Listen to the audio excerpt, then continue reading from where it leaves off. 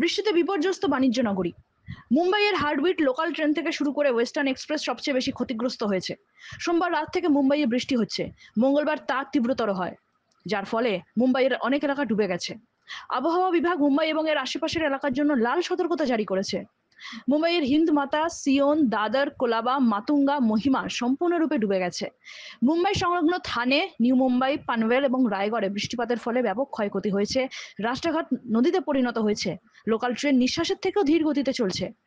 Western express highway থেকে মুম্বাইয়ের link road, SB road এবং ইস্টার্ন এক্সপ্রেস হাইওয়ে সম্পূর্ণরূপে ক্ষতিগ্রস্ত।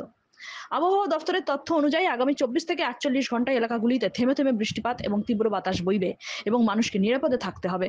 অন্যদিকে মুম্বাই পৌর কর্পোরেশন জরুরি প্রয়োজন ছাড়া ঘর থেকে বের না হওয়ার জন্য আবেদন করেছে। মুম্বাই থেকে নিজস্ব প্রতিনিধির রিপোর্ট, এনএম নিউজ। আরও খবরের আপডেট পেতে সাবস্ক্রাইব করুন আমাদের ইউটিউব চ্যানেলটি আর বেল আইকনে ক্লিক করুন নোটিফিকেশনস পেতে।